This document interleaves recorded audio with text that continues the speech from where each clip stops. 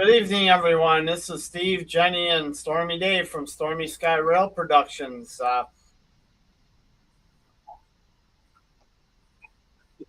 We had a little blip there. Okay, then I had the other video playing. So we'd like to welcome everybody on this special night. I got my special guest tonight, my longtime coworker from the Canadian Pacific Railroad, Steve Whedon. He'll be joining us in a little bit. We'll be talking about thermite welding and how it was done on the railroad and all that good stuff coming up. We'd like to welcome some people first. I'd like to go ahead and welcome Rail Artist 001. Thank you for joining us tonight. I'd like to give a shout out to you. Thanks for coming on. Hot Dog Andy Pilot from overseas. Thank you for joining us across the pond. It's a late night over there by you, but thanks for joining us. Iron Horse Insights. Thanks for coming in tonight. Much appreciated. We got Wigwag Workshop. Thank you for joining us also tonight on this special night we're having. Fast Trains 56 Bob, good to see you on here. And I think, let's see if Kyle Stevens 614, thank you so much for joining us this evening. Much appreciated. And Thomas Grassi, thanks for stopping in here on this special edition of a live stream from Stormy Sky Rail Productions. With that, I'd like to go and get to YouTube. We'd like to just remind everybody about the events coming up in June. Our 2026 YouTube meet and greet. Trackside Mike and I have been working feverishly to put this together. I'd like to give a shout out to Trackside Mike also. And Michelle Creary 8270, hopefully I'm saying that right. Thank you Michelle Sire.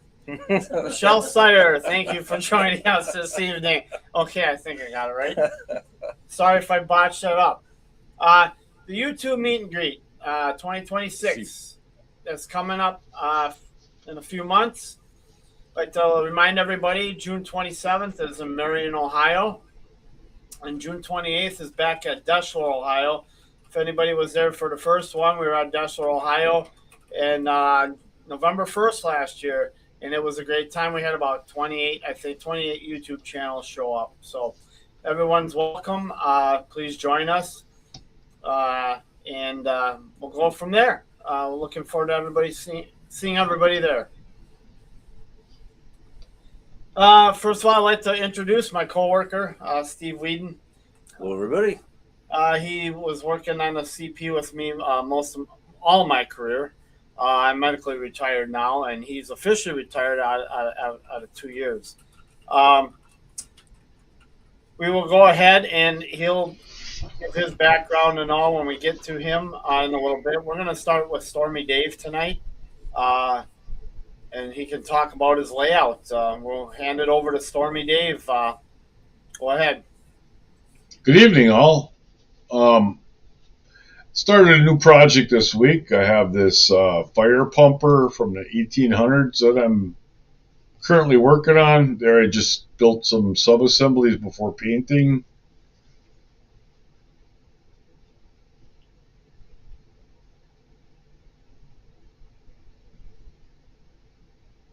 Another look at some of the components, the rear axle and wheels.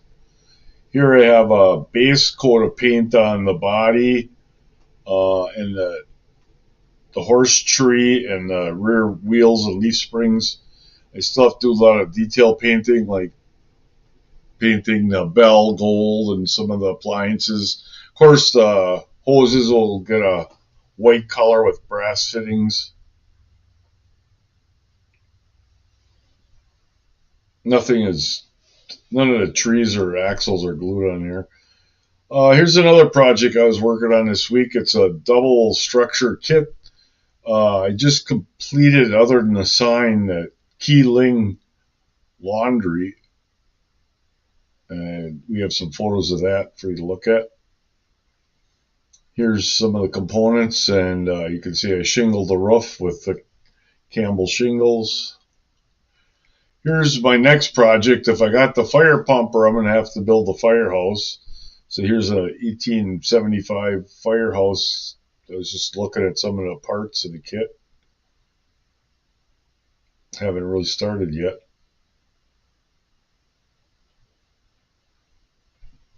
Here's a look at the exploded view of the instructions and some of the components, some of the plastic castings and windows and the bell. Haven't really started anything on there other than cleaning up the bell. Then back to the laundry. Here's a look at the basic structure that was assembled and weathered. Here's another look. All those boards on the eaves are individual boards applied one by one. They got the rear roof on here. Here's a look at the other side with the rear roof installed. Thanks, Andy. Appreciate that. Here's a look at what I have for sort of a layout. There's a structure I recently completed there. It's a carpenter shop. In the background, there's a Menasha woodenware boxcar. Here's a look down Main Street at the front of the carpenter shop. This is the latest locomotive I acquired. It'll eventually be lettered for my Bitter Creek Railroad.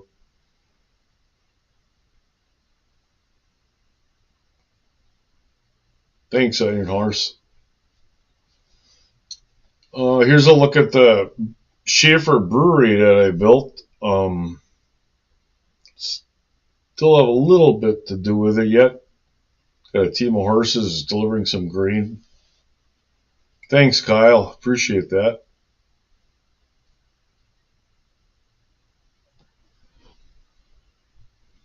There's a Menasha woodenware car. It's far from completed yet. I still have to put the door on it, the fascia, all the hardware, grab irons, paint the trucks.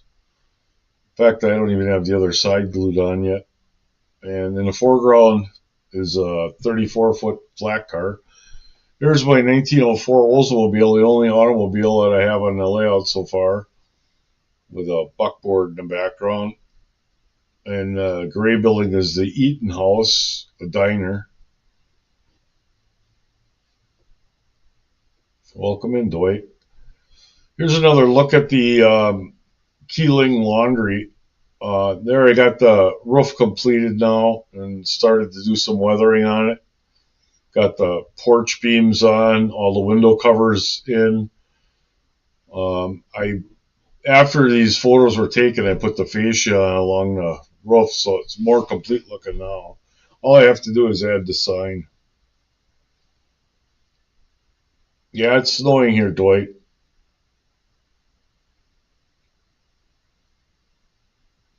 There's a look at the sign, and I'll have to cut that out and apply that and build the sign supports to get that on the front.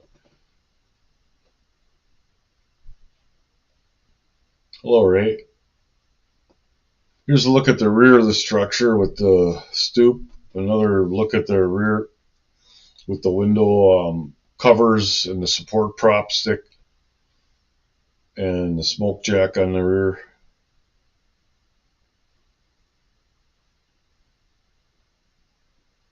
And here's a more of a level bird's eye look here.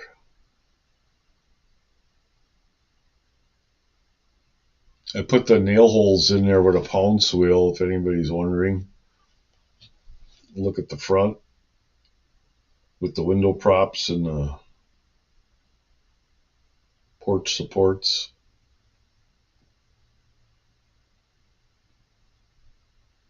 There's a better look at some of the nail holes that pick up yourself a pounce wheel if you're building wood kits, and you can roll them nails and it really looks nice. Adds quite a bit to the structure.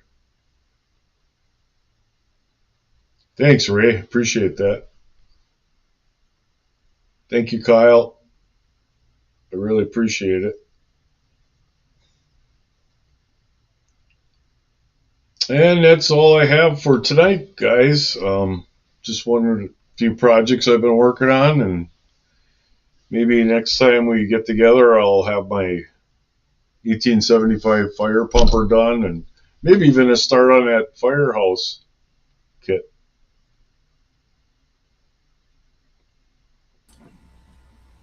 And we're back. Thanks, Dave, for all that update on your modeling stuff. Greatly appreciated. Sure thing. And My pleasure.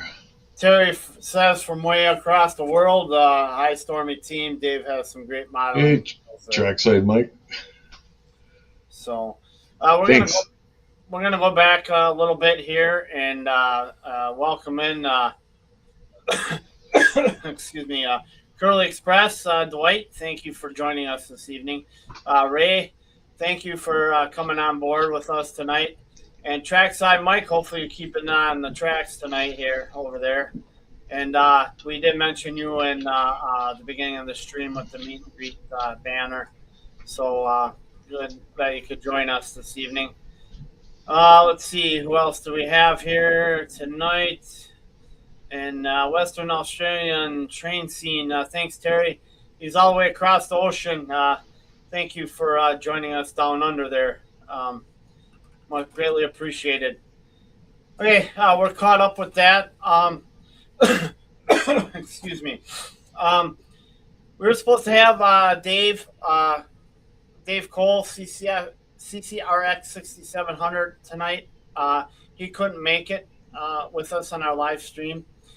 He wanted to talk about some thermite welding too that they did over there by the coal mine, but he'll share a little clip with us before we get going, and then we'll introduce my coworker, and he can tell you a little bit about himself, and we can get to the thermite welding.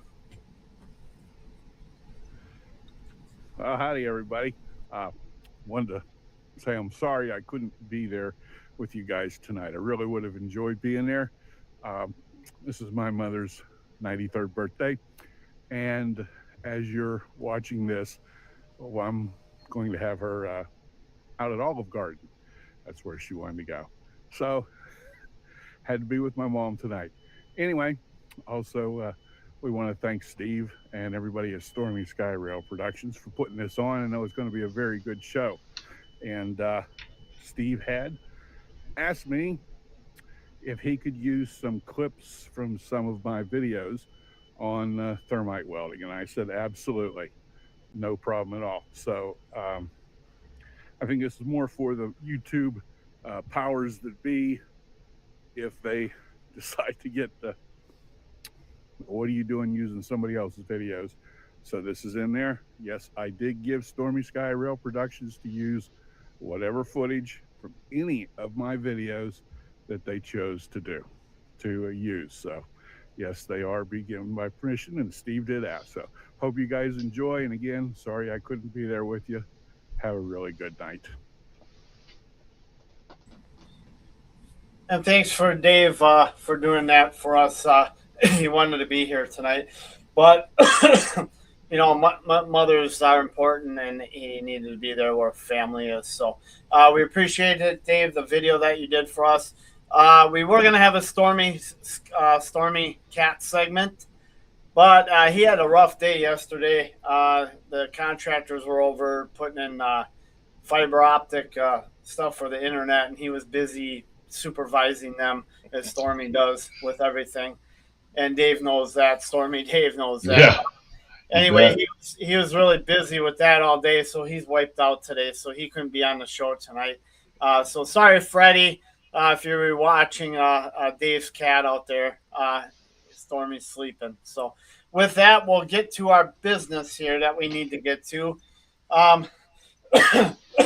32 years ago, I started on the railroad. I wish it was more, but that's when I started. 32 years ago this June. I didn't meet Steve right away. I wasn't working in that area at the time, but I think it was a year after I got to meet him at a safety meeting. I think that was the first time somewhere in that area. But I'd say about 31 and a half years ago or something, we met on the railroad. and I've worked with him my whole career on and off, doing different things. We could be here all night sharing stories, but that's not going to happen. We're time constraint.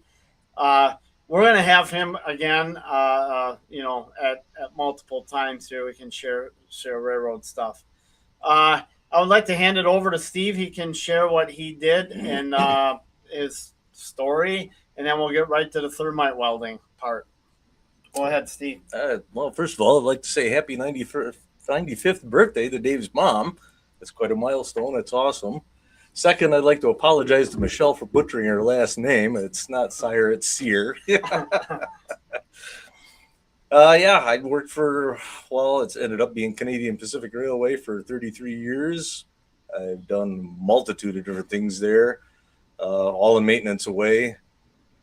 I probably ran every piece of equipment out there that they had at the time and spent the last, I'd say, 20 years at least being the welder foreman out of Sturtevant, Wisconsin. And I couldn't begin to tell you how many thermite welds we've done over the years.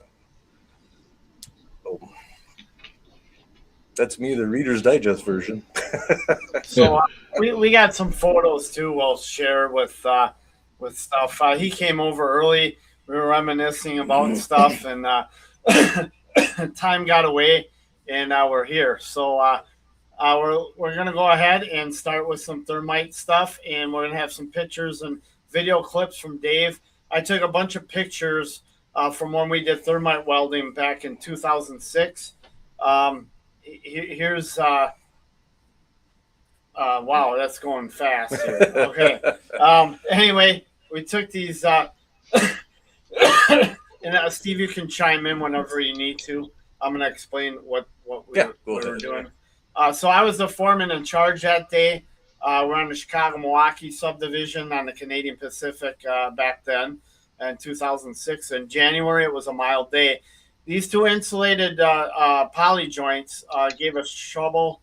The insulation between the joint was going bad, and there were something else to keep the surface on. So we decided to get new slugs put in, and it was a good opportunity to get thermite welding done that day. So these are battered joints. They're terrible. So we decided to go ahead and cut new slugs in and thermite weld them up the same day. I think it was almost 55 or 60. It was that day. Next. Okay, here's the first. We already cut the other slug out. As you can see, the rail's missing. The other slug we put in. So that's what they call the brand new poly joint. You can see the pink blue. It's a glue-on mixture of sorts that are slapped on the rail. So then we cut the rail in, and we leave 1 inch on each end. Is that correct, Steve? That's correct. Yeah, that's correct. We leave 1 inch on each end. Next. Okay, and then I just decided to shoot this westbound that was going past us on the CNM with the CP unit on. Next.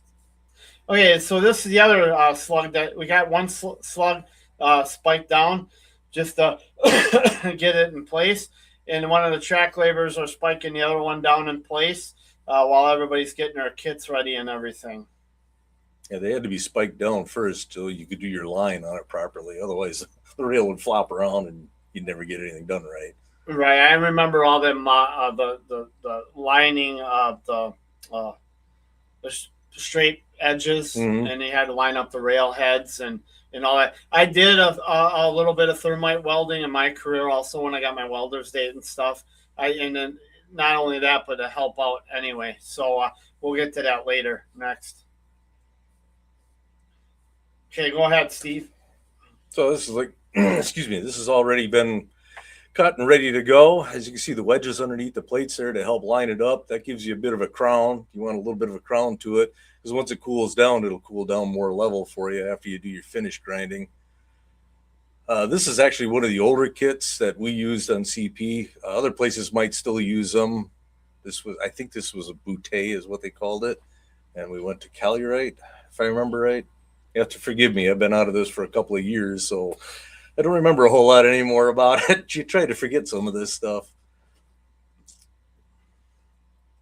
Next. Yep. Yeah. There you go. And here they got it all fired up. Let's see, get it fired up. I think it's like 60 pounds oxygen, 15 pounds is propane. And you do a 6-minute burn. That would heat up both the ends of the rail almost white hot. And that would be able to accept the pour when it does it. Now on the bottom, we see wedges. Later on in the video, they do a different procedure. Can you explain about that? On this one or the other ones? Well, on this one, I guess to put the wedges underneath the tie plates, you see those wedge type things. Well, the wedges were more to give you a crown. Okay.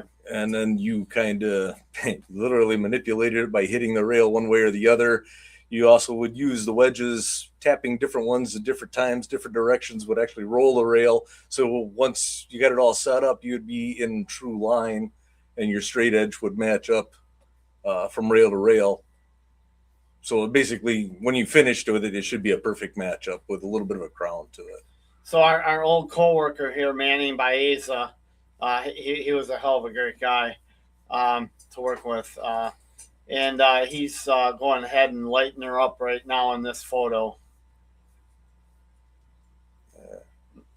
And here's Manny. I had to take a picture of. I wish I would have took more pictures of everybody back then. I should have, when we could take pictures and have our cameras with us on the railroad before they FRA cracked down on all that. So here's my Manny waving hi to all of us while the rail's heating up. Now, wave in the back end of it, they're using their shear. I guess we poured that one already. So I guess I think I did take up close pictures of that shear. I'm not sure, but we can wait here. Okay, next. All right, go ahead, Steve. Actually, can we back up again? Okay, back up again. Sorry. Folks might notice a big white thing off to the right-hand side there. That's a rail puller. It has the capability of pulling 100 tons of weight. So in the wintertime, you have to have your rail set to a certain, what they call preferred rail laying temperature. And in our area, if I remember, it was 100 degrees or 110. I think so.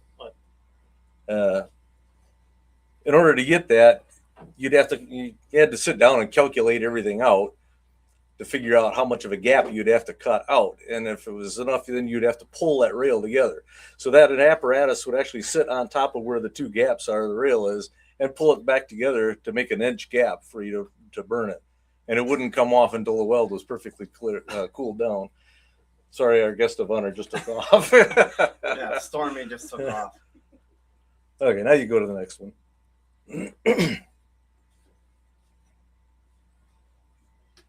That's just after he lit it up.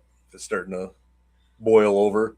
So that pink thing is called crucible, right? Yeah, crucible. So, and then you have what the slag pan on the bottom there to catch it. Yep, that's a single slag pan type. It only pours out to one side.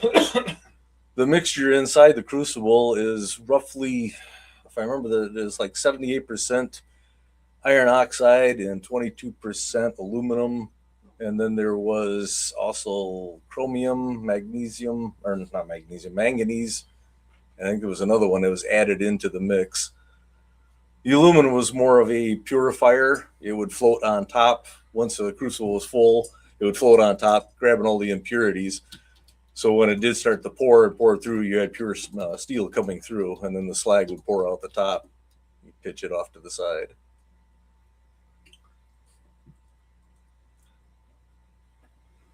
Okay, so that's after done, and now I guess they're waiting for it to cool. Yeah, let it cool down for a few minutes just to make sure it sets up a little bit. Then you take the crucible off, take the jackets off, and put the shear on, shear it down, and you take the rest of all that off, bend it down, and then you can start grinding it after a bit. Yeah, it's hit that thumbs up. Thank you, Kyle. Go back once. Put my glasses on. I can't see.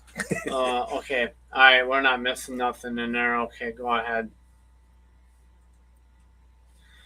So that's the other one getting ready. We did 4 of them that day.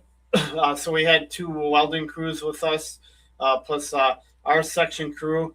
I was section foreman back then. And then we had a maintenance crew out of Milwaukee come and help us. Bob Christian was on that crew, I guess. He came and helped us out that day. And it made the process a lot faster. We're working on the hottest subdivision in the Midwest here, the Chicago-Milwaukee sub, with all the Amtrak scoots and the freights. So we had to get things done in a timely manner. So more manpower, the better. Back then, we had more manpower than we did now. So this is pretty much the same concept as we saw in the other photos. So. And there's Amtrak flying past us. That's Amtrak 333, if I wasn't mistaken. And he's flying past us at 79 here up on that segment of track. We were on 2 main track. He was flying past us on 1 main track.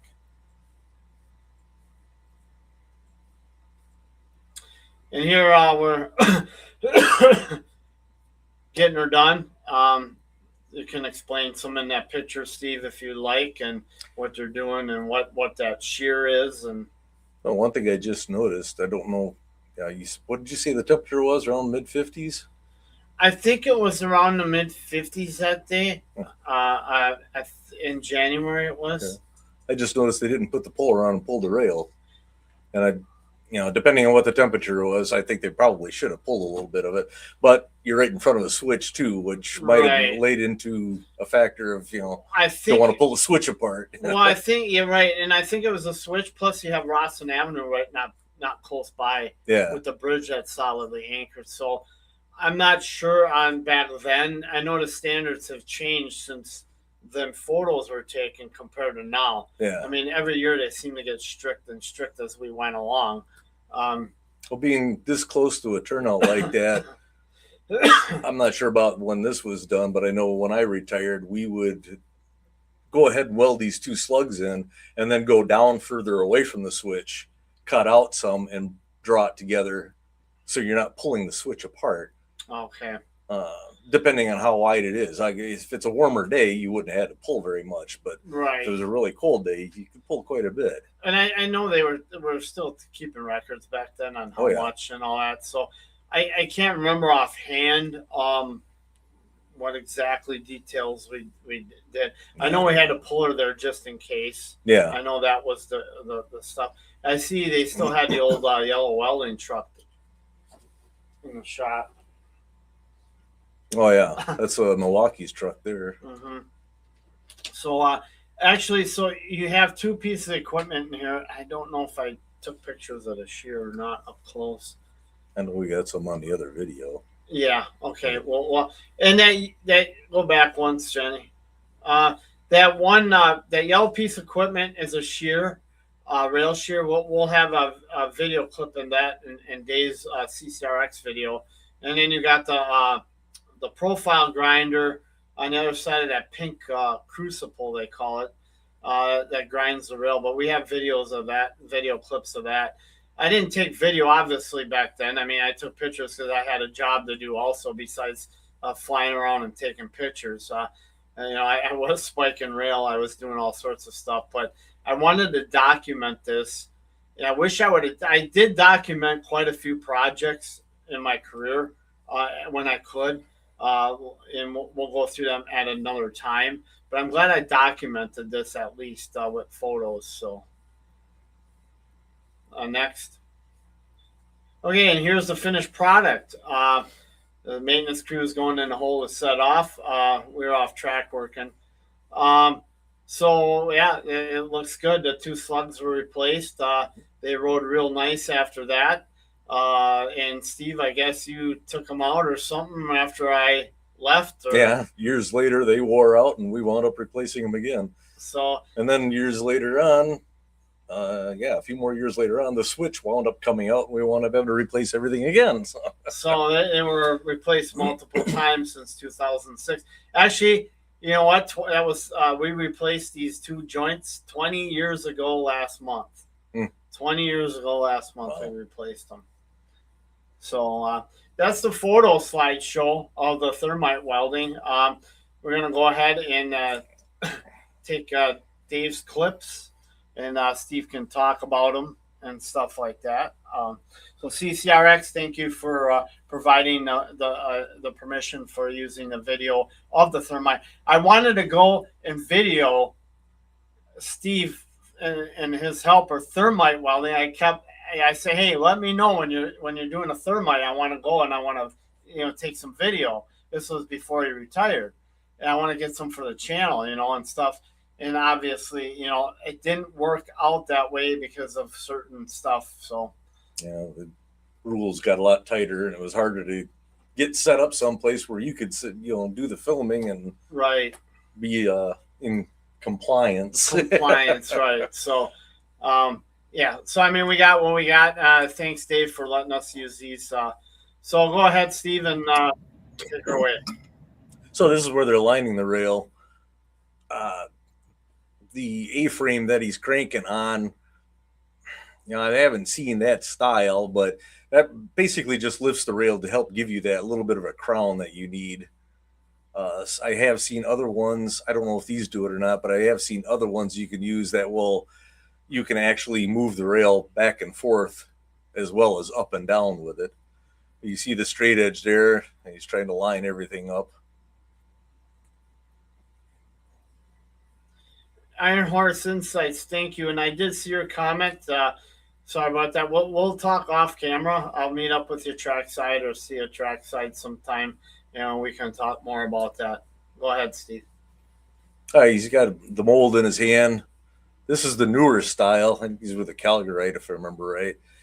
And it's got a built-in foot there that he's putting some clay around or mud to keep it from leaking out on him. But you'll actually take that mold.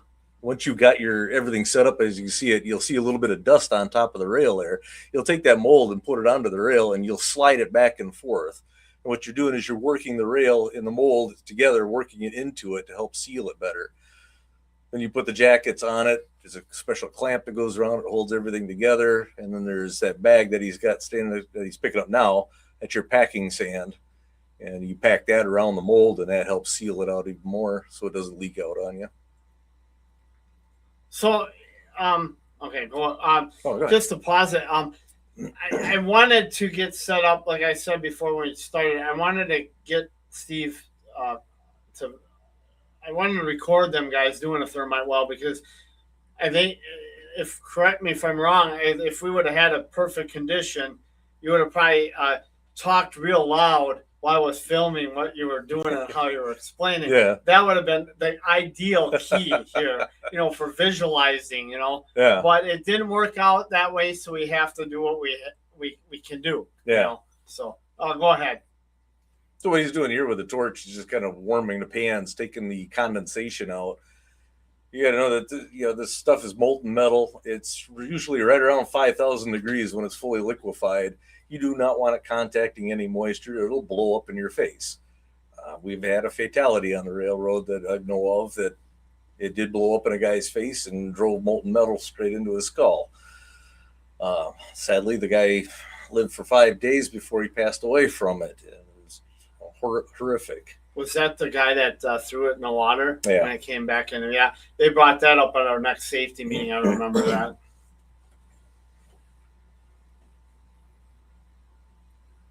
So he's test fitting the plug. The plug is just a diverter plug, so it doesn't pour directly straight down in. It kind of goes around that plug a little bit and flows in. I don't know why he's warming the sand. He shouldn't have to do that, but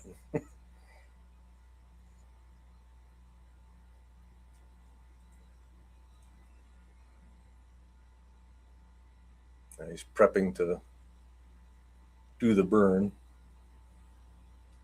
So this heats the ends of the rails up, right?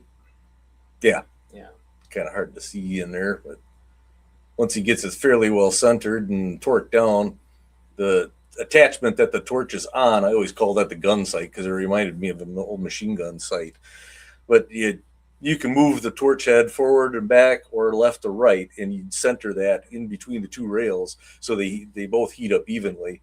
If you look down in there when it's heating and you see one end of the rails getting hotter than the other, you could adjust it a little bit so you could cool down that other end and start warming up the other. And you do a 6-minute burn at that, and then once you're done, this is the next step. Take it off, put the plug in, put the crucible on. Now, these gentlemen just used the torch to ignite the crucible. We had what literally looked like little sparklers that you would light and just shove it down in the hole, and it would do the exact same thing. I would like to do a question for everybody listening out there. Please comment in the comments if you can hear the audio okay. This is the first time using a mic with two people like this. Please give us the feedback in the comments. That would be appreciated. So here we got the molten started to cook in there. Yep. And then pour it out. There's a little plug in the bottom of the crucible that's made out of aluminum. And once it fully liquefies, it's kind of like a time thing. It'll burn through that plug and then it'll start pouring out. Thanks, you guys, for chiming in the audio part. Greatly appreciate it. I'm glad you guys are sticking around. This is very interesting. A lot of people are asking if we could bring this to the table, and here we are. And these newer ones have a double pour, which is kind of nice because you pour the slag out both sides.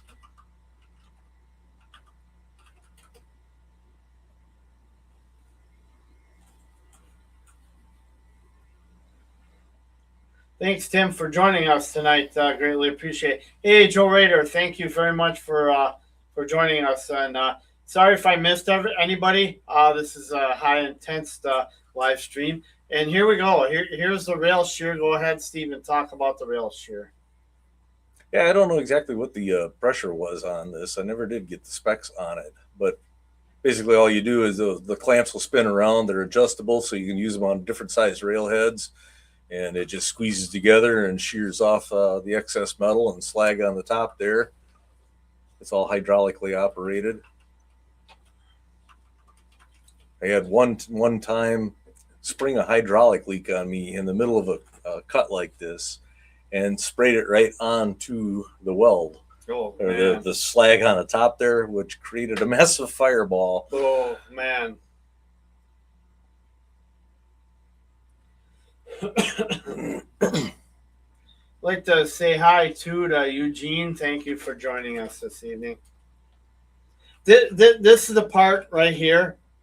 Jenny, pause it, please. This part right here made me nervous. Okay, when I was helping you guys thermite weld, when we see that crown, we used to have to we used to take the sledgehammer and knock off all the slag, and then they had a little hot tip on the top of the rail. Mm-hmm. You had to take the chisel or something and hammer it off.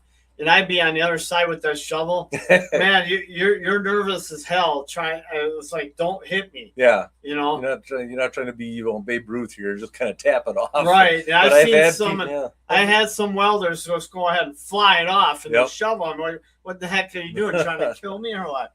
I noticed these guys don't put the shovel on top of the rail when they knock it off. They just hammer it off and then try to catch it on the ground. So they have that special shovel, that square shovel that goes down. I forgot what the heck. The breaker box. The breaker box. That's what it was. So I remember using that all the time, and then you guys would tell me, "Oh, wait this minute." And so Steve always, like, if I was working with the welders, or let's say Steve too, when we were working, and our section crew was working with him, we would help him out, or I would help him out. And he always had a watch, and he always be looking at the watch. Okay, Steve, go ahead and break it apart. So at a certain time. So explain in depth what is the time? Why is time such a matter step by step when you guys tell us to do the next step at a certain time? It mainly has to do with the cooling process. If you got done pouring it and you broke everything apart, you stuck the breaker box on and broke it off, you would instantly have molten metal pouring out all over the place. Okay. So you always left it for a few minutes. I can't remember what the timing was, but it's like a minute. 5? Or sometimes something was 5 minutes. Yeah, but I think it was like 3. I don't remember. 3 minutes, 2 minutes, 1 minute. There was like a countdown we did. Okay. But yeah, it was basically just to cool it down a little bit so you don't have molten metal or molten slag pouring out all over the place.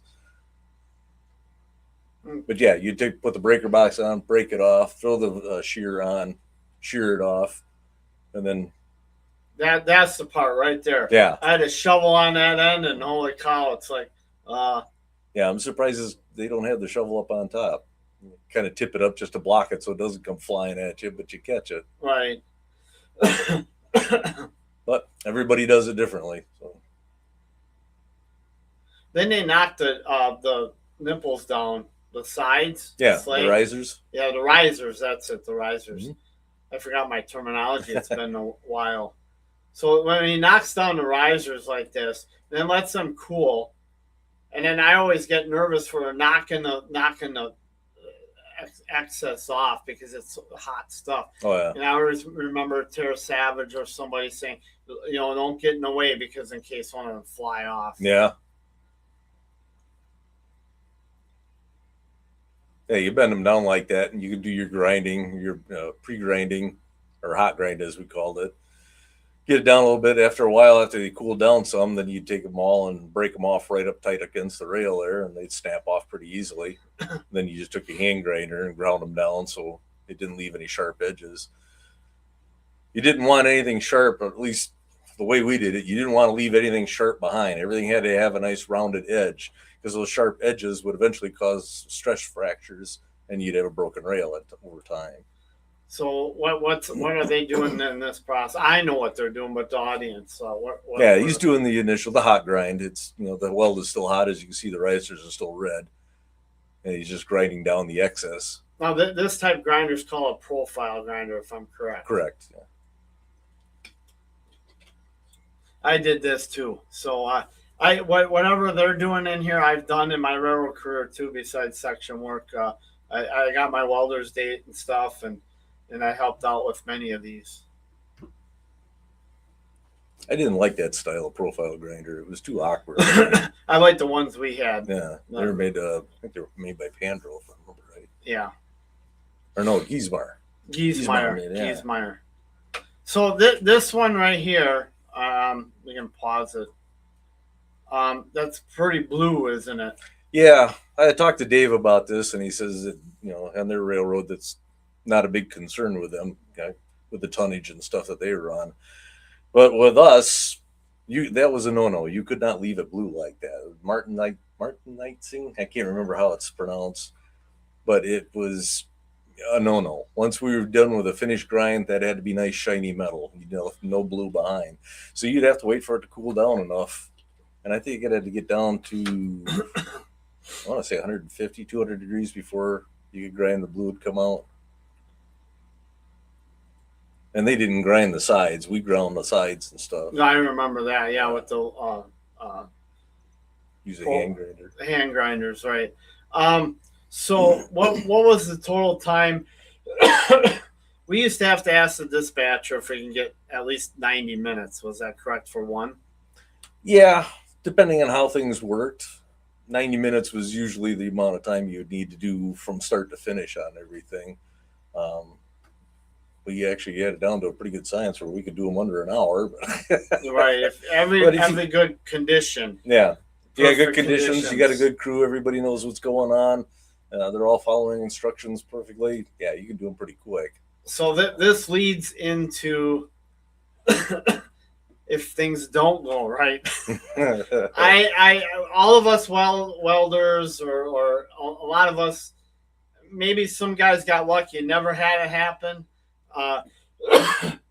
Excuse me. I've had it happen once, and you get a sick feeling, especially when you're on the hottest subdivision in the Midwest, and Amtrak can't cross over because of the airport depot is where it's at. And the maintainers had us change the slug, and we had Thermite, and I lost one. I thought I had to pack. I thought I had it all packed on the side, and it felt like I got it all packed, but you just never know sometimes with that stuff where it leaks out, the air pocket or whatever. it happens to everybody at one time or another. I don't care how perfect you are. I mean, you've lost. I mean, I lost a few of them. Yeah. a few, and it just once you lose that thermite weld, you have to put in a rail slug. So we ended up having to change another rail, and we just ended up bolting it, putting angle bars on it, bolting it, because we had to ran out of time that day. So it was a sick feeling. I got on the phone with dispatcher JJK. I told him, he understood. He said, "Thanks for letting me know right away." So, and he was good with it because we were a good crews for him. So we do have video of that and pictures. Now these are Dave's. These videos. are Dave's pictures. CCRX. He this is part of his video, and so that's Shows you the finished product there. shows you the finished product. And you see the top there, a little bit of a discoloration was, the heat markings showing you where the weld is. And that one's That was the failed one they had. failed weld they had. That one. So and then this way we're gonna This see. this is where it fails on them. Yeah, this is where the weld fails. Now this guy's sticking the shovel in, doing everything he possibly can to keep it from pouring out. With these guys, they're a whole different story than what we had to. We were told once you light it, get out of the way. You wanted to be a minimum of 25 feet away. If you lost the load or the weld, you just lost it. Let it go. Yeah, I would like to say thanks, Dave, for joining us this evening. You can rewatch your video clip and what you missed in the beginning here. Thanks for joining us, CCRX 6700. If we forgot to put the cookies in the video tonight, and we forgot to, Stormy was inside a little bit here on the screen, but he decided to take off right away. So thanks for joining us. But this is losing a weld. Yeah. It's not fun. No. Especially when it's in track and you got trains running. And you're already running on short time. Now you got to tell the dispatcher you need even more time to do your job. Yeah, I know we got photos of your weld that you lost. Yeah. We'd like to thank Jenny behind the scenes here for being the producer for us. We really appreciate it. It makes behind the curtain. It makes our job a lot easier here. All we got to do is talk. By the way, we're not in two different areas here. I am here, and yeah, we're together. He came up all the way up from Rockton here to spend time with us. So explain these pictures. That's when I was working with a Thermite crew out of Portage, Wisconsin. This was before we had the high rail trucks, so we had motor cars and a little train to carry everything along with. I'm in it's a Milwaukee Road Toma built, they called them. This a little motor car had doors on it. And every morning we came in, the battery was dead on this thing.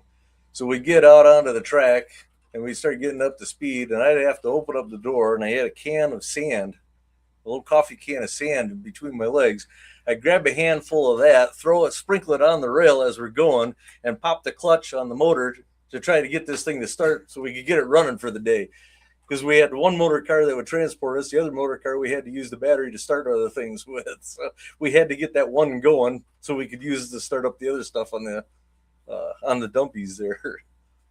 But in this photo here, I can't remember what main this is. I think this is one main coming up to Rio, Wisconsin. And that's on a CP Watertown sub at the time. This is looking through the windshield of the motor car. The scratch marks are actually the frost I tried scraping off. It did have a heater that didn't work. They never did. Even when they were brand new, they didn't work. And in this picture, we were heading towards, I think we were headed towards Wyocena, if I remember right. Yeah, I worked up in Wyocena before putting in ties. And there had been a wreck there at some point in time before we came out to start doing welding. So I grabbed my camera and started taking pictures of what was left. They still hadn't cleaned it all up yet. Empty auto rack and a caboose. Got pretty well mutilated there. Sorry, Dave. It's a Conrail auto rack, CCRX. It's a damaged Conrail car. Sorry about that. Steve apologizes. Yeah.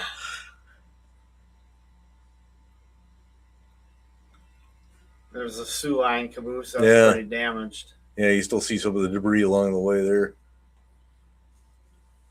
I can't remember when the wreck was. That stuff had been sitting there for a while before they got it all cleaned up.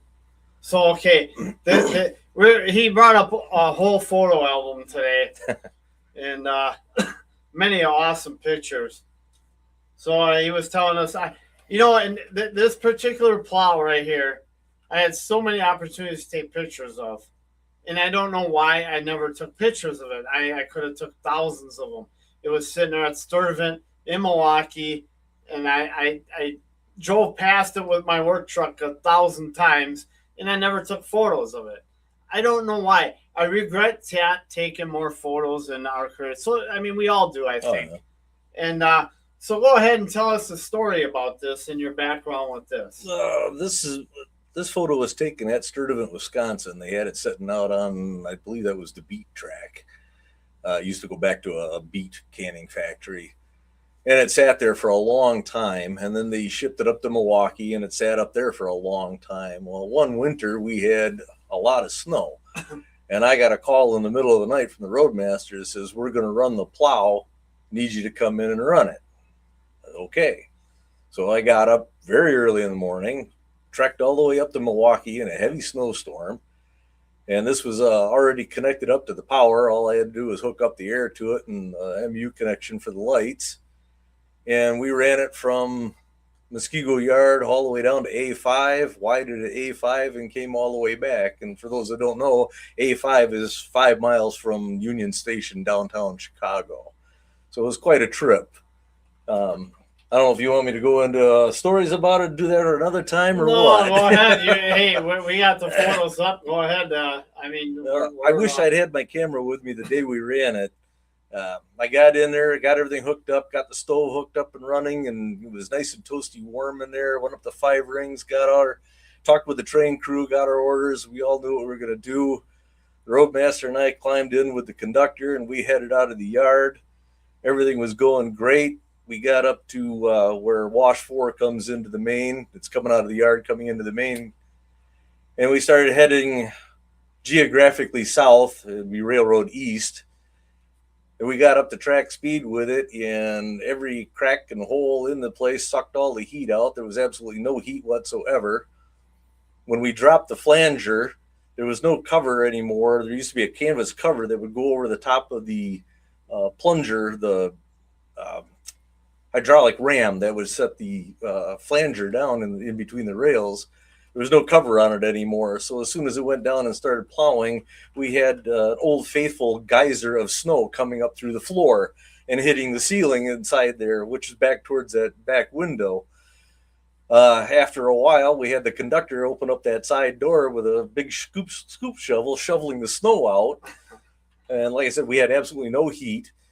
You hit the snow drifts and stuff, you couldn't see anything. It was like looking into a washing machine. I was looking out the side window, trying to figure out where we were and make sure I wasn't hitting anything.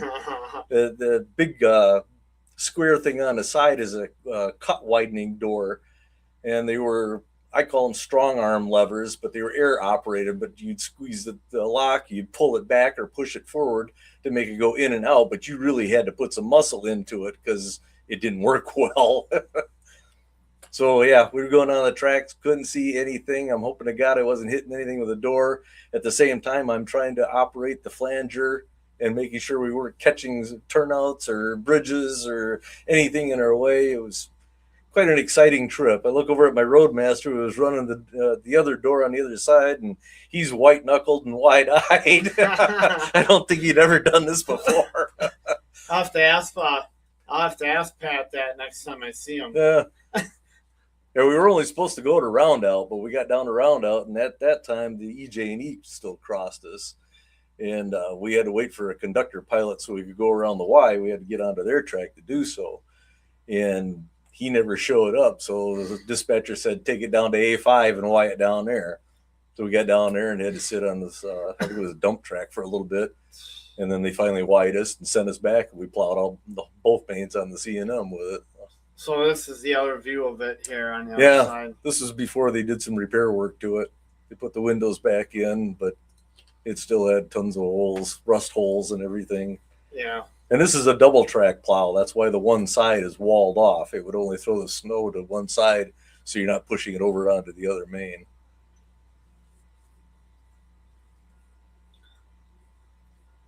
Go ahead, Steve. This is your photo. Yeah, this was in 91. If I remember right, this was out by Rudd, Iowa. I don't remember the guy's name. I know who he is. I could see him in my mind, but I don't remember his name. It's cutting the rail. And I just thought it was interesting the way he was cutting rail, so I took a quick shot of him. Wasn't long after that, they were cutting the rail down further, and as you can see the dry grass, well, they managed to set fire to the right of way, and we had an interesting day that day. Well, this picture sets up a memory that we talked about earlier where I was working with the welders at the Plainville, Wisconsin, and we were welding joints. That's when number one main was jointed yet. Mm-hmm. And we were welding joints, and they were well. It was really warm and dry. I'm in my truck talking to dispatcher, getting some more time in the interlocking at the Plainville. And all of a sudden, before you know, I see flames, really high flames in the dry grass. Oh, yeah. So I'm on the phone with dispatcher, so I told him right away. I says, well, we got a fire out here. The welders, the grinding stuff just lit up the place. So they called the Pewaukee Fire Department out, and so they were blind. They had a rookie team of firefighters, and they brought out their fire hoses right by the diamond there. They came in, and it was right east of the diamond at the Plainville, and all of a sudden, one of the firefighters ended up burning up their own hose. So that was an eventful morning also. So when I see this picture, I'm like, oh yeah, I remember that too. This is like perfect storm for fire conditions. Oh, yeah. Now I remember when we cut rail like this, a guy I remember holding a shovel in the back. Yeah, we've done that. Yep, and carry around a watering can too with the was the company that made them Hudson? Yeah, Hudson I think cans, so. Yeah, spray cans. So that other picture too, you noticed all the people without vests on.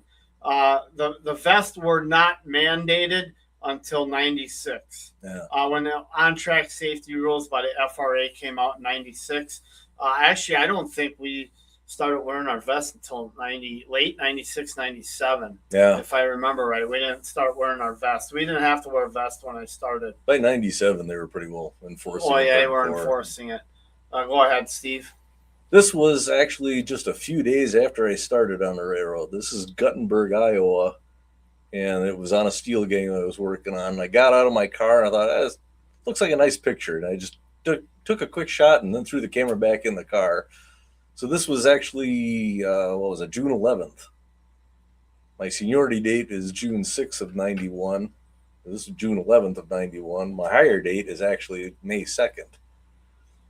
So your seniority roster date's the same as mine on a June 6th. Yeah. But even though you were hired before, that's weird. Yeah. And off the record, Stormy Jenny here and I started our careers the same exact day and the same exact year. So that's kind of weird for numbers. But so go ahead, Steve. This was the steel gang I was on. I'm trying to remember exactly where this was taken. I want to say it was south of Marquette. So this is around Iowa. This is around your neck of the woods, fast trains, Bob, if you're still on here. This was, God, I wish I brought that other photo. I forgot it. This was on a crew called the RCO gang. Oh, yeah. The RCO stood for Rail Change Out. It was a machine that literally rode on the old rail on the front half of it, took apart bits and pieces of the rail underneath it, laid it out at the same time it was laying that new ribbon rail you see on the side there, would lay it in, and I think it just did gauge spiking to hold it in, and then there was a crew of spikers behind it that would spike it all up, and we would just kind of roll along. In this photo, I was running those are goopers, the machines there, and they shot this expandable liquid, kind of like the great stuff you can buy at the hardware store now. You put a couple pops into the hole, the spike hole, it would fill up, and the adzer would come by later, adds it all down flush, and then they'd lay the plates in the rail and spike it all down again. I'm trying to get video of the rail gang, but I can't. So I got video of the tie gang here, detailed photos that I haven't published yet, but I want to get a rail gang because I worked on a rail gang a couple times myself. And it's funny because the goop machines that you see, a lot of the guys would, the steel toe part of their boots will wear out. Mm-hmm. They goop them together. Yep. So that was their sealant. First of all, before we go on, is there any questions for Steve or I in the audience? Give us your feedback on how it's going. You like the content and stuff like that. This has been a fun time tonight. And we would just like to get some feedback here, who's ever on yet or just listening. This is one of my coworkers at the time, Jay. I think his last name was Malik. I can't remember. But I remember his first name being Jay. He's just one of the goopers with me. And there's Steve. That's me. There's Steve. I remember you with long hair and a mustache when I started. So did I remember correctly? Your mustache caught on fire and that was it. Was that the case? Yeah, that was sometime later. I used to smoke cigars and I kind of burnt part of it off one day. And I had a nice handlebar mustache going at the time. So, yeah, it didn't look right, so I wound up just shaving it off and I never grew it back. Thanks a lot, Joe, for the feedback in CCRX. And then Tom Grassi, thanks for the feedback. We're still going to keep going a little bit. If you guys don't mind, I know if you guys got to go, you got to go. But this is special for me having a coworker with and a longtime coworker sharing this stuff that you guys don't get to see. All you guys see is trains rolling past in the videos night after night on YouTube. Well, we're trying to present something else that people don't really see too much of. There's a picture of Jay again. Thanks, Sarah. And Tommy Tisdale. I remember Tommy Tisdale. Yep. I worked with Tommy too. Yeah. Yeah, we were the groovy goopers. The groovy goopers. Yeah. So that was Steve's. Let's share some of I guess my first days. Here's me, very skinny back then. I'm young snot back then on the railroad. I was on a rail gang. I started my career in June 6th of 32 years ago this year. I was feeding. You know what? I forgot to put that up. I have a picture of Otley in the hotel room cooking. Yeah. I forgot to put that up. So I roomed with this Jamaican guy, Otley. McGee. And this other guy, Dennis, I forgot, Jeff Dennison. Jeff Dennison, yeah. I roomed with those guys when I first started. I didn't have my lodging card yet. And I want to just get this story. So we go back in the hotel room, and Otley was a really good cook, this Jamaican guy. Oh, yeah. Really good cook. He bought some really strong onions that night, and I tell you what, he cooked in the hotel room in his frying pan. We all did. And holy cow, we were crying in the hotel room. It was so strong. Jeff said, "What in the hell are you cooking, Otley? Our eyes are just like ready to fall off. They were so bad." But thanks for model train fiction, Chris. Aficionados. There you go. Thank you. Aficionados. Sorry, I got tongue tied there tonight. It's very been an emotional day here. It's been great. Whenever you're with coworkers, especially on the railroad or anywhere else, you're a tight-knit brotherhood, especially the era we started. we were like family out there. Oh, yeah. We'd spend more time with each other than our own families. And I so go back here. Hold on a second. Got to say hi to my grandson, Alaric. There you go, go, buddy. There you go. I'll go back one, Jenny. If you would. So on this particular picture, I was feeding spikes. So you had a spiker. Otley was spiking, and I was feeding spikes. So he had enough spikes in the trigger. So whenever he come by the tie plate, he could push that trigger. So I'd be feeding spikes in that machine. It's an older machine. They got a lot more advanced ones now that you feed spikes at, enclosed cab ones. But there's me with my Sioux Line hat yet. That was just right after the CP took over the Sioux. So, well, they took over. Well, official takeover was, I think it was 92, but they didn't hand out new hard hats for like another 10 years before you got something as a CP. Yeah, Iron Horse Insights. Steve and I were just talking about you. I told him we met trackside, and we know your family. We've worked around your family, not in the same department, but we know your family. Good railroading family. So we know of your family, and hopefully can continue the legacy. I got good at this right away, but I was taught how to spike from a CNW guy back when I was a rail fan. Huh. At 15 years old. They told me, come on, back then you could do that. Yeah. Not like now, oh, you're trespassing or this or that. It wasn't like that back then. You could walk up, and I had my work boots on. I had all ready to go to work. And Greg, I'm not going to mention, a CMW guy come over. Hey, Steve, grab that maul and a spike. So he taught me how to swing a spike maul. I ended up windmilling a spike at 15. So I got a head start, Yeah. But I loved spiking. This was in Merriam Park, Minnesota. We were laying rail. I worked my first day on the railroad was south of Hastings, Minnesota, on the rail gang. I worked the whole river sub on the Canadian Pacific on the rail gang, both stints. Beautiful subdivision of work, and it was great. Just south of Hastings, and we worked in Red Wing, Minnesota, Frontenac. We spent a lot of time in Frontenac. You got this small town there. Yeah. And then we ended up in Merriam Park. We ended up having to change our frog in Fortson Junction. Those of you watching in Minnesota, obviously the Ford ain't there anymore. So that was way back though, 30-some years ago. That was a good time.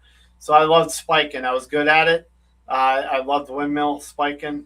And then when Rick Zeiss, my foreman, he taught me how to double windmill. He was on the opposite side. I was on. We took turns windmilling. Oh, yeah. I loved doing that. That was great. And here's Celebrity Steve. So that year, this year, and we have a video on this in our playlist. I forgot what playlist, the CPKC playlist. It's on a few of them. Let's search for it. It's the Canadian Pacific Holiday Train. Back in 2008, our supervisor, Tim Dietrich, he was playing Santa for a few years already, I think. And Steve was taking a break and playing Elf. and that year, Santa Security, Elf, whatever we want to name it. So we ended up having tickets on the Canadian Pacific Holiday Train, us employees. So I grabbed Bustamante. I asked him, can you take us down to Bensonville?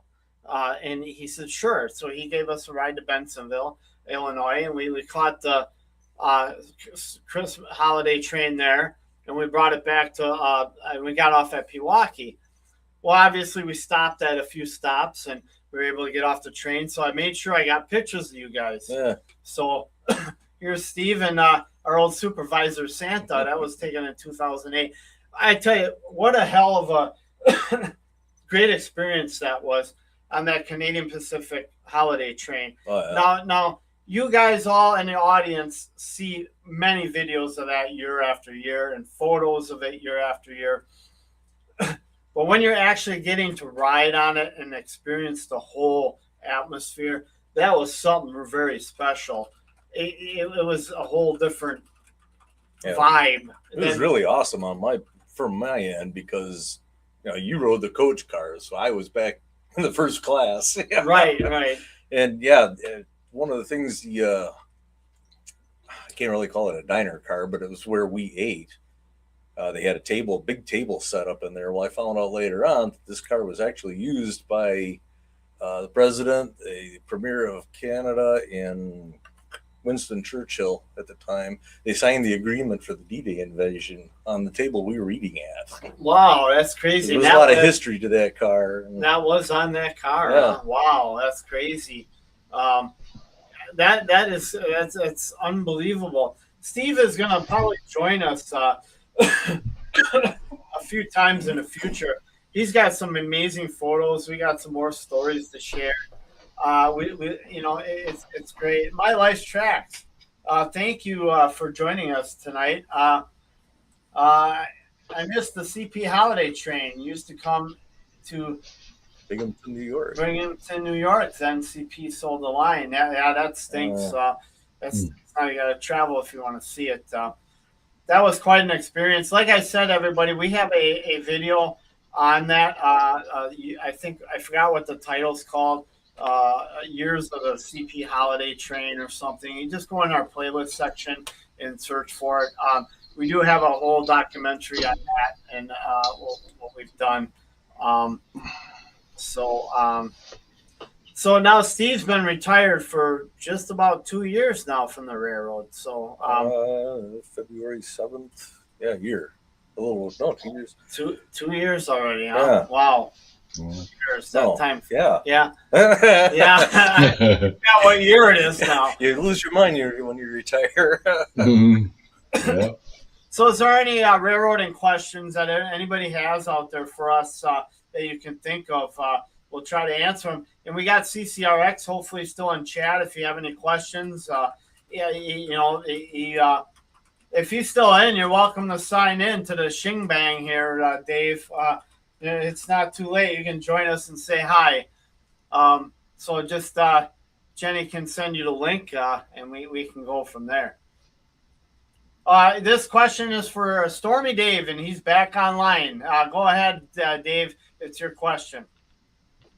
For Chris? You. Yeah, I mean, Chris is asking a question about if I started a layout. Yeah. Yeah. I have. Very preliminary. I knocked together some temporary bench work just to get an idea of what height I want. I'm still trying to decide on that. I'm thinking somewhere around 52 inches. I had it up at 54, and it seemed a little high, especially when you start putting your joists across and a half inch of sub road bed and a half inch of homo, so you're getting up there. So I'm going to be starting bench work hopefully soon. I got a very small room to build in. It's like 8.5 feet by 10. But I'm modeling the golden age of railroading, 1900, 1910. And I can use 22-inch radius curves and building a lot of structures right now and stuff in preparation for it. I did acquire some more track and road bed, so I'm collecting things that I need. Hey, Dave, he was also asking you were having an issue with your window. My window. I think your window and putting in the layout. Remember that prediction? Oh, yeah. Yeah, I'm not sure what I'm going to do. I got 2 windows in that room. I might just build the layout an inch or so away from the wall. I did screw a L girder to the window sill at the 54-inch height. And I got those windows that lead in for cleaning and all that. I mean, I could clean them from the outside of the house, but I do want a good height where I can get a bench under to work on. I got my spray booth for my airbrush. I'm going to vent it out one of the windows. Still a lot of stuff to work out.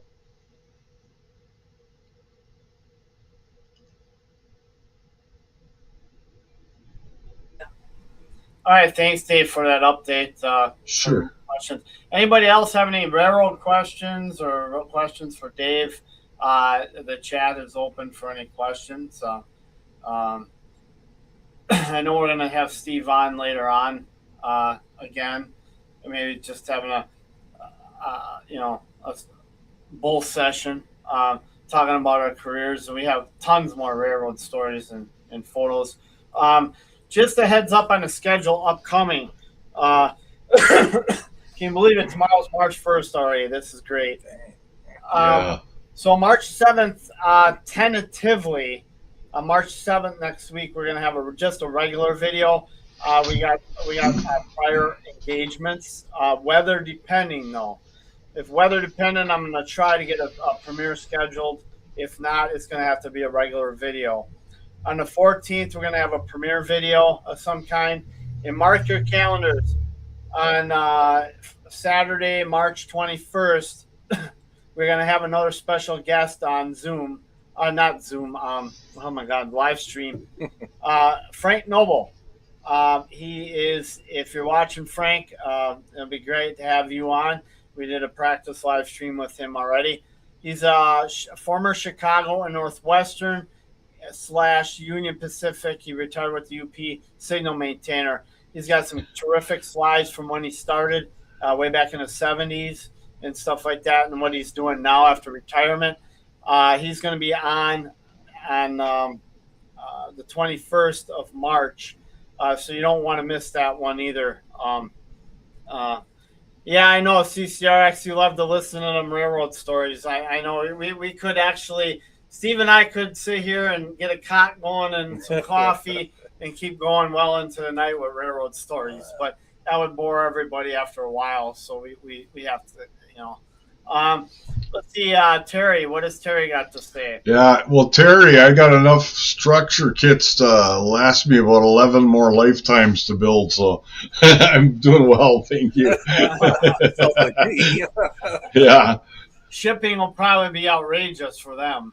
Yeah, and I'm still buying more. I got one in the mail today, so a double kit, so. I'll ask my dad if he remembers you, and he does. He also said hi. Oh, hey, well, he might remember Steve Whedon and us both. You can give him, I think I gave him you our card. Just go ahead and you can rewatch the live stream anytime once it's published. It should be published tomorrow, the live stream here, so anybody can watch it. Feel free, everybody, to go ahead and share this live stream. Share it abroad. I mean, this is the aspect we brought to the table that the rail fans don't really, they see it, but they just don't.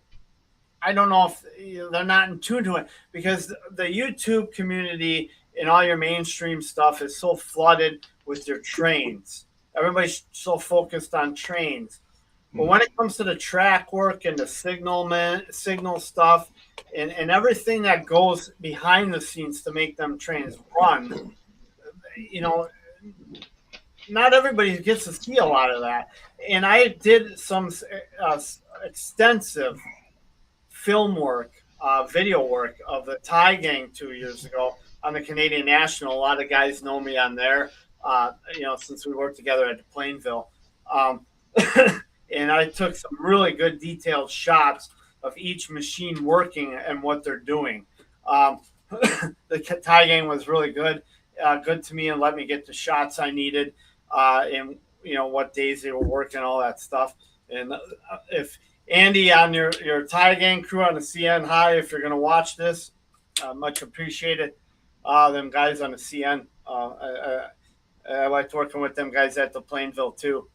I will send him your YouTube channel. Okay, yeah, thanks a lot. Thanks a lot there, and then live stream. Good show tonight, Steve and Dave.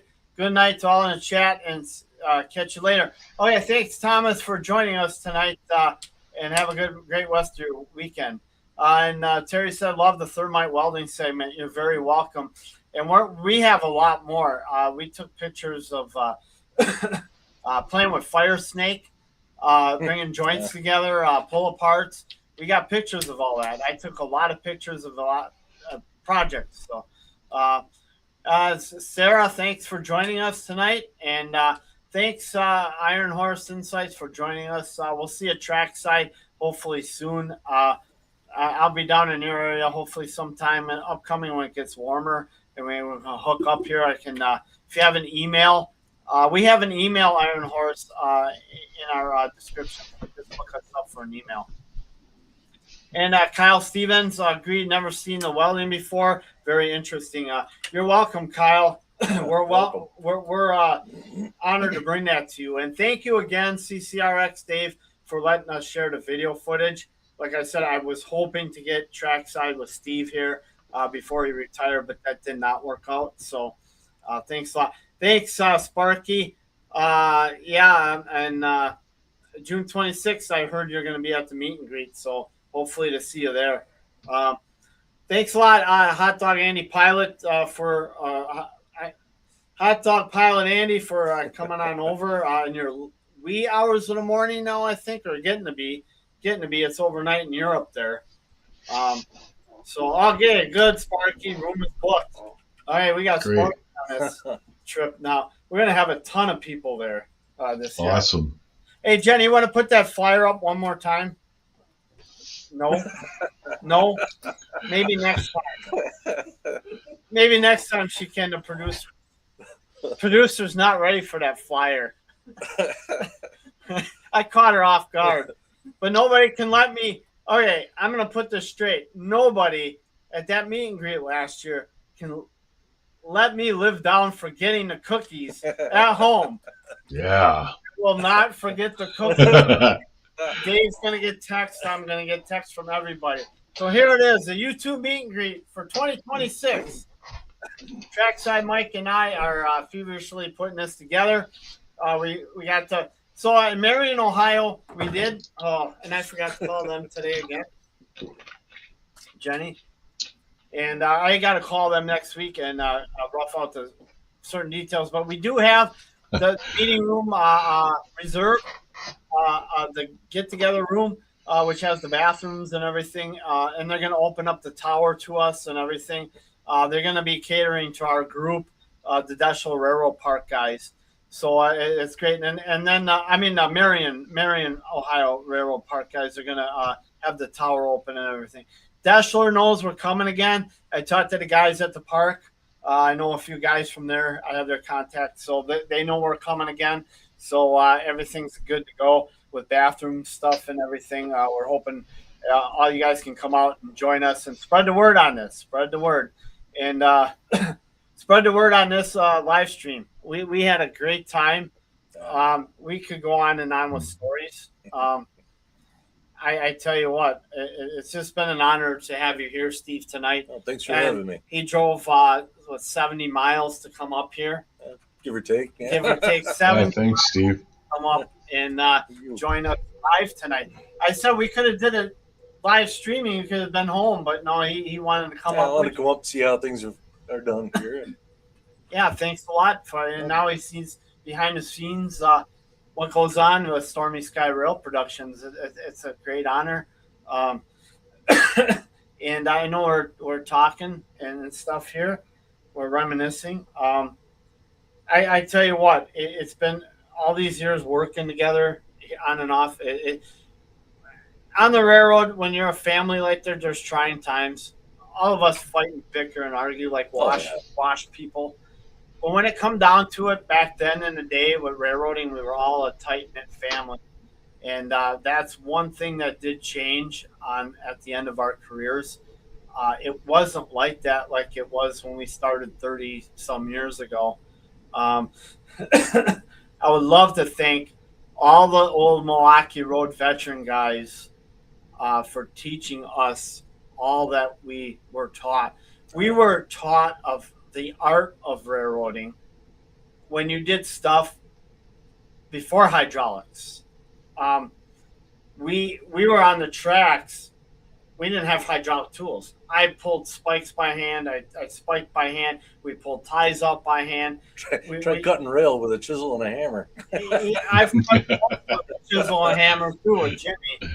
And I tell you what, and You're welcome. You're welcome, Dave.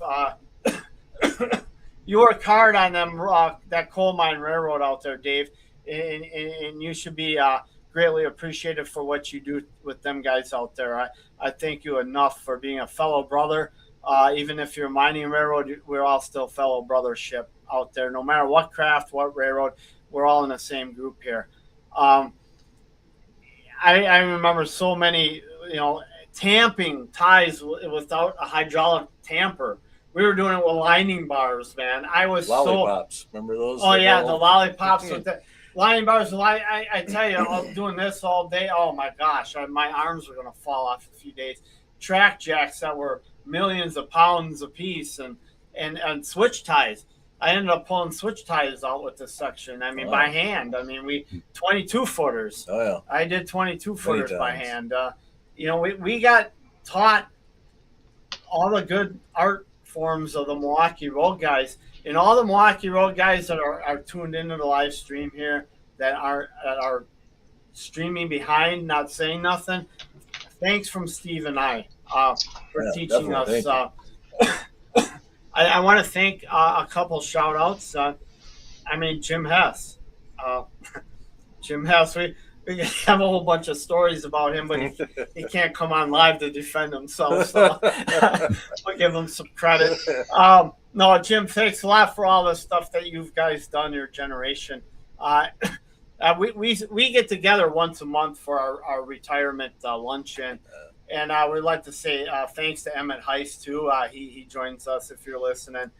Thanks for all you guys did for us younger guys. Jeff Sione. I know you didn't work with Jeff, but I worked with No, Jeff. I knew him from way back when I started before they split up. I think I remember a meeting, but that was a long time ago. But Jeff taught me a lot. I thanks a lot to all the older guys. I mean Jeff DeLapp, all them older guys. I mean, Rick Zeiss. I'd like to thank him so much. And his death was a surprise. He was my mentor. He was my father figure on the railroad. We call him father son crew, But I tell you, he taught me so much what I know on the railroad and how to do things. And Rick, if you're listening up above, thank you so much for all you did. And I had some good crews working under me when I was section foreman. I had a good section laborer, Jim Clora. He passed away also from diabetes. That's a live stream moment right there. There we go. Yeah. Dave, that's a blooper, live blooper. That's a classic. You lean back too far. Yep. I must have caught it. But no, it was a good time. I lost my train of thought. Jim Clora, 2 months before he passed away, he invited Jim Hess and I to dinner. And Jim Clora was a tightwad. He was a tightwad with his money. He bought Jim Hess and I dinner, and Jim and I were like, what? He bought us dinner. And I'm like, you didn't have to buy us dinner, Jim. Jim Clora said he was an old veteran guy, Milwaukee Road guy, great guy to work with. I learned a lot off him. He told me, he said, Steve, I want to thank you so much. He was having health problems at the end of his career. And back then we used to take care of each other. We used to help each other along, even if we're hurting or whatever. We all helped each other. We were a family. He thanked me so much for being the best foreman he ever had towards the end when he needed it most. I treated the guys very well. I was brought up that way. Rick Zeiss really mentored me very well. I miss him dearly. Getting together at the retirement things. I got to stop there. Otherwise I'm going to choke up. I had a lot of great memories with him. Later on, we'll have more slideshows of our careers. And stuff. Video. Yeah. We have a ton of video that Steve was good enough to give us some VHS. Go ahead, Steve. Well, back before they really clamped down on what you could do with electronic devices on the railroad, I often took my camcorder with me. Now, mind you, this is the old style with a full-size VHS cassette tape that sat on your shoulder and you had to focus everything in, looking more like you're from the news crew than you're an amateur photographer. Yeah, now you got cell phones. Yeah, and I took this along with me to work several times, and even when I wasn't working, I'd go out and film different things. So there's a lot of old video of different things going on. I actually took it when I was working with an American crane. Took it up. I actually was able to mount it up on my control board so you could see straight ahead as I'm working. You'll see me bucketing out a air dump that's full of asphalt grindings. And people are probably wondering, well, why are you bucketing out an air dump? Why don't you just dump the car? Problem is that stuff settles in transit and becomes one big block. So when you go to dump it, it usually kicks the car off the tracks. So I had to bucket it out first before we could dump the car. But yeah. A lot of good videos of different things. I'll stop you. The air dump cars. I remember having to dump one, and I was scared. And I don't care at YouTube. I was scared shitless. Okay, I was scared, and because I listened to Jerry Gresk, the Godfather, Jerry Gresk, the old Milwaukee Road foreman there, and he told us stories, and he told me how that air dump, they didn't have it set right, and it dumped the whole car dumped off the track if you don't have it right. Yeah. And I tell you, I dumped that, and I was like, oh my gosh, I was, here we go, it's going to dump on that. It didn't. But yeah, it was nerve-wracking at first dumping them air dump cars. And well, if you didn't have to move with them, if you were stationary dumping, you could chain down the trucks to the opposite rail, and then it wouldn't kick off on you. Right. Now, I do have photos of CN air dumps. I should probably post, but I didn't know we were going to get that. So sometime in the future we'll have. But Steve was gracious enough to give us those VHS tapes. And one of our good friends, Rob, and thank you, Rob, if you're listening ever, for doing that project for us. He converted the VHS into DVD, and we're going to convert it to digital. Unfortunately, because of our busy schedule here and our conflicting, we will get those videos out. We'll have Steve up here again and explain that. And Sarah says we're starting to pick back up again. Yeah, hey, we're starting to pick back up. Hey. We're in overtime now. We're in overtime. But that's the thing with us railroaders. We talk and we reminisce. But we want to thank you, Steve, so much for that work that you're providing us with. We will be crediting Steve. We have agreements signed and everything else so that we can use his video, present his video footage with you guys. He knows about it, and we're giving him all the credit for shooting it. We're just presenting it to you guys with written permission. And it's a great honor to have you here. I'm hoping to get some more people on the show. And so what equipment have you all ran on the railroad, if people are wondering? You ran a lot of stuff. I ran a lot of stuff. God, it'd be easier to tell you what I didn't run. Material truck. Yeah, material trucks, cranes, dozers, on-track plows, snow plows, Jordan ditchers, spikers, spike pullers, goopers, scrappers, just about every piece of maintenance way equipment out there, Mark IVs and the old Jackson 6500s, ballast regulators. Ran a lot, had a good time. Yeah. The crane was probably my favorite. The crane and a bulldozer, those were my two favorite pieces to run. Well, I that one time, I can't remember what year it was. There was a bunch of tie king equipment at the cutoff in Milwaukee, in Muskego Yard. We had a pilot that they were asking for anybody to pilot up the lake on the load cars. So I'm like, okay, and they taught me how to run the tie crane. They had bodies, everybody they could find. They didn't care about times or anything. We need bodies. So I did. I said, okay, I'll run a tie crane. So I had a tie crane and cart. Forgot who the foreman was. So we got up the lake, and I'm, the flat cars with the ramps, to load up. So I'm going up there with the tie crane, And anybody sees a tie crane, it's you got your clappers on top, and then I had a push cart up above, or no, behind me at that time. I had a push cart behind me going up the ramp. I didn't make it all the way up the ramp, and I'm backing down. I'm like, oh man, when I'm going up that ramp, I'm scared, man. I'm like, oh my god, I'm gonna derail and fall off and kill myself. I was scared. I was nervous. That's my first time ever doing that. So I get down, and the foreman says, Steve, you got to gun that thing. Just gun it. Don't be afraid. So I gun that thing, and I'm like, oh, dear, hang on. I'm right up that freaking flat car, and I made it, boy.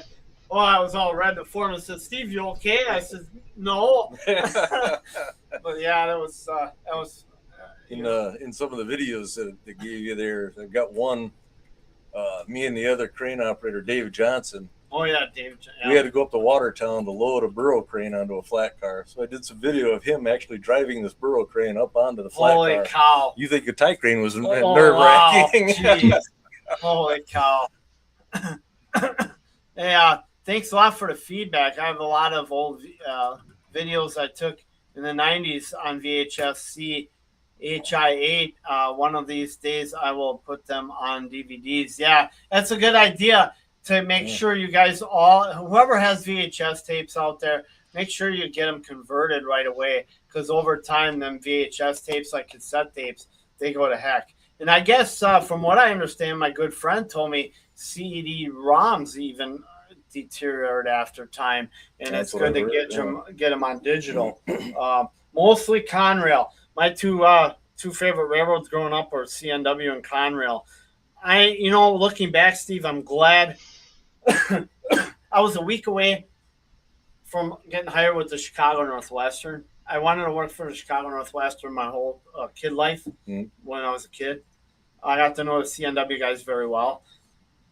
Looking back now, I'm glad I went with the CP, and I wish I wouldn't have been so picky back then. I would have been hired out right after high school, a few years before that. But I was picky, and I shouldn't have been, because CNW at the time wasn't hiring because they're getting close with the UP taking over, and at that time even. And I'm glad I went with the Canadian Pacific, and I look back now, I'm glad I stuck it out with the Canadian Pacific. It was an honor working with all the Milwaukee Road guys. That was an awesome generation to work with. All of them were Milwaukee Road. Now there's nobody left. It's crazy. And now I look back and now I have to stay on the seniority roster until I'm officially retired. I'm medically retired now because of certain reasons the railroad won't let me back. I did get 25 years of service on the Canadian Pacific in the maintenance way department. I was cut short by a 5 full 30, but like you guys all said, at least you got 25 out there. I have to stay on the seniority roster. I was recommended to, just in case a miraculously happens, I can go back in any position, as you well know. Yeah. Well, I looked at the temporary roster. I'm an old fart. I'm on top of the seniority roster in section foreman and assistant foreman, and I'm on top of the seniority roster as track inspector. So I feel really old, because I remember when I started filling out the bulletins. Oh man, am I ever get? It was so hard back then to get positions. It was very hard to get something decent. Now it's scary. It's all over you. Everything. Yeah, now they hire you and you get a permanent position. Exactly. It's years to get something like that. Right. Any questions for Steve? Anybody that's in here? Any questions for him? It's great having him on. I know we got to end the stream sometime. He's got to get back, but it's been an honor to do this. We've been waiting a long time at Stormy Sky Rail Productions to be doing live things like this, and we promise and we present, and there's more to come of this. So if there's no more questions, we're gonna wrap it up here, because we could be talking all night long about railroad stories. If anybody has no more questions, I have a 35 millimeter film to negatives. Cool. I got a lot of photos of mine to scan in a regular scanner. Steve was good enough to bring his thick photo album up. And holy cow! I tell you what, he's got a lot of cool photos, like you do, Dave. He's got a lot of cool photos. I have a lot of photos yet I didn't show yet. I got to scan them in. Dave's doing a slide scanner stuff. Steve, thank you for letting us borrow your photos, and you're giving us permission to display that with credits. You're being credited. Obviously, here at Stormy Sky Rail Productions, we sign written agreements, or like Dave did across the way, verbal on YouTube, about if we end up using somebody else's stuff or is asked to do their stuff, we have paperwork, signed documents, stuff, and or record of some kind on YouTube. We do not steal. We do not take without permission. That is against our policy. So anybody that has any questions, you're hearing it right now. We don't do that here at Stormy Sky. We never have, and we never will. So you will always be credited with your content, even if it gets up here, if you ask us to do it. Like I said, thank you again, Steve. Thanks for having me. And fun. CRX, yeah, Steve will be back. Hopefully next time, Dave, you can get on the chat then to make it up. And then I'll hear about the cookie stories again, too, here. I know, Steve, come on. What's all this cookie talk? Well, we had to explain to him what now I understand. Now he understands. I think Sarah wants us to keep going. Sarah, you want us to keep going? I got to get home. We can do a Crooked Dave yeah, Crooked River and Eastern Dave. If you're watching here on the replay, we'll do one of yours. We'll keep going. You know, we'll keep talking, and we're having such a great time. We lose track of time. Oh, hey Dave, how's your slide scanning going? I haven't been doing much with that because I've been building models, so I'll have to set that aside and get back to it. That sounds good. Yeah. So yeah, I know we should cut this stream. I don't want to, but we have to.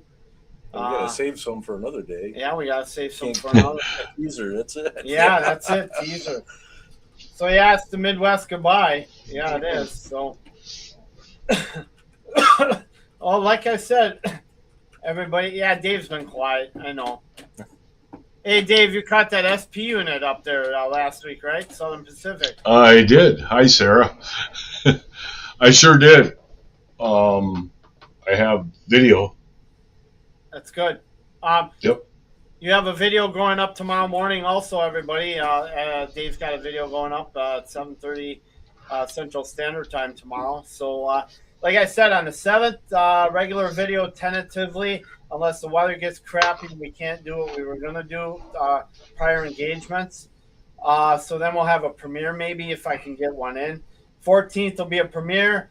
21st, tentatively right now, Frank Noble from the Chicago Northwestern Union Pacific will be on our guest. And the 28th will be a premiere. So anyway, we'd like to thank everybody tonight for joining us on this live stream. It was an honor to have my coworker, Steve Whedon, on and to talk about what people don't see behind the scenes on railroading every day. All they see is the trains. It was great to bring that to you and plus some other side stories. We have plenty more. Oh, yeah. Plenty more. Steve will be back. Yeah, we'll get together again. We can get together again. Once we get all your photos together and stuff, we can put some good stuff together. Feel free to spread this stream around. Share it with everybody. And any closing thoughts, Dave, before we go? I got nothing. Thanks for everybody for being in here at all tonight. We really appreciate it. Stories were awesome. Looking forward to the next batch. And that's the special part of Stormy Sky Rail Productions. And I would like to say thank you to Dave and Jenny. Jenny works her butt off. She works, in the medical field. She works full time. And she comes home and she still works nonstop behind the scenes for Stormy Sky Rail Productions. She does a lot of work behind the scenes that nobody knows of. Stormy Dave, I can't thank you enough for all the help you are with the video that you do and the comments that we take care of in the notifications to let everybody know we care. And thanks for everybody. And I want to thank you first of all. The most important people to thank are the people who come on here each and every week at our premieres, even our regular videos, and comment. Thank you so much, everyone, for your support in Stormy Sky Rail Productions. You guys, if it wasn't for you, we wouldn't be here. I would like to thank everybody from the bottom of our hearts for all the support that you guys give each and every day. It's well worth it. And I tell you, that meet and greet, the YouTube meetup that we have, really shows what this community is all about. It's a nice, tight-knit family community, and we come from all walks of life, but to get together and share one common interest, it was such a blast last year at Deschler, and I can't wait to do it again this year. Mm-hmm. So with that, thanks again, Steve, for coming by and talking thermite welding. Please watch on a replay, hit that thumbs up, send that subscribe notice to everybody, and we'll catch you on the next go around. This is Dave, Stormy Steve, and Stormy Jenny with Steve Whedon, and we're signing off, and see you guys in the next one. Have a good night. Good night, all.